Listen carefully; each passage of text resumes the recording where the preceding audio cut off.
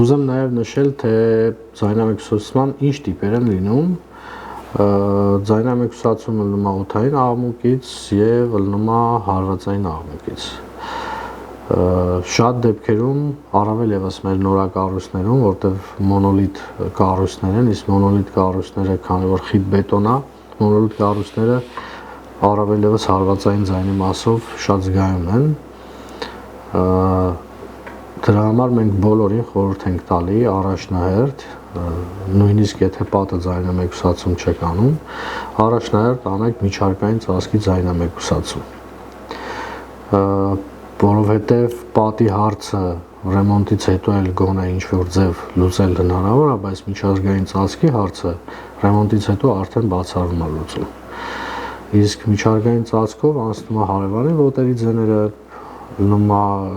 դեպքեր ունենք, որ հենց մոնոլիտ բետոնի մեջով ռեզոնանսային հաճախականությունով տակի հարևանի ձայնն է, խոսքը բարձրացե վերև, հատակից լսվե։ Այդ առումով խորհուրդ կտամ անպայման ուշադրություն դարձնել մեր հետևորդները այդ խնդիրին եւ նաեւ խորհուրդ կտամ, որ ձայնամեկուսիչներ ընտրելուց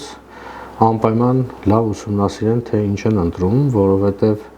շուկայում բավականին նյութեր կան,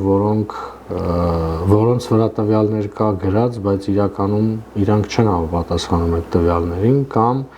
տվյալները կոնկրետ տեխնոլոգիաների դեպքում է գրած, որը մարդիկ չեն պատկերացնում։ Ես կարող եմ մի հատ օրինակ բերեմ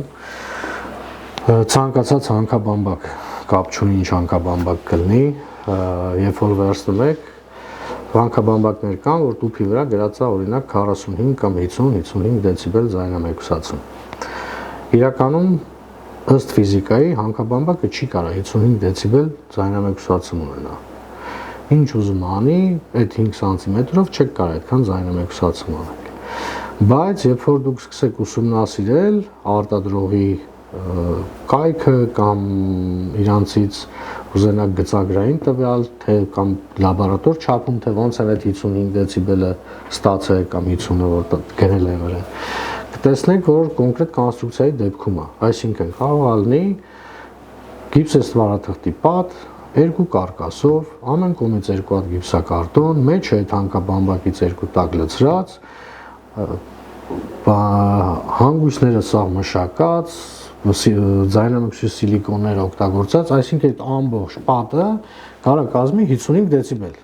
Բայց դուք տենում եք տուփի վրա մի հատ 55, որի մասին դուք տեղեկություն չունեք, դուք գիտեք, որ դա գնեցիք, տարակ օգտագործեք, շո ձեր մոտ 55 դեցիբելանոց պատ տարավ, դա տես չի լինում։ Դա առաջի բանը, որ խորհուրդ կտամ ուշադրություն դարձնել եւ նաեւ խորհուրդ կտամ անպայման երբեք ձայնամեկուսացման մեջ չօգտագործել պենոպլեքս։ Շատ է դեպքեր լինում, որ մեր մոտ էլ գալիս են պատվիրատուներ, ում վարպետները խորհուրդ են տվել պենոպլեքս, պենոպլաստ, այդ նյութերը պատերի մեջ ձայնամեկուսացում չեն ապահովում։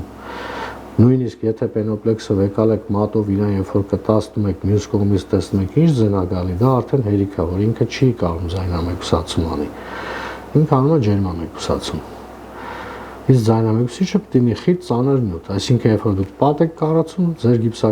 գիպսեստվարաթուղթը ավելի շատ ձայնամեկուսացում է ապահովում, քան մեջի եղածը։ Մեջի եղածը ինքը հաճախականային տիրույթն է ձայնամեկուսացման մեծացնում։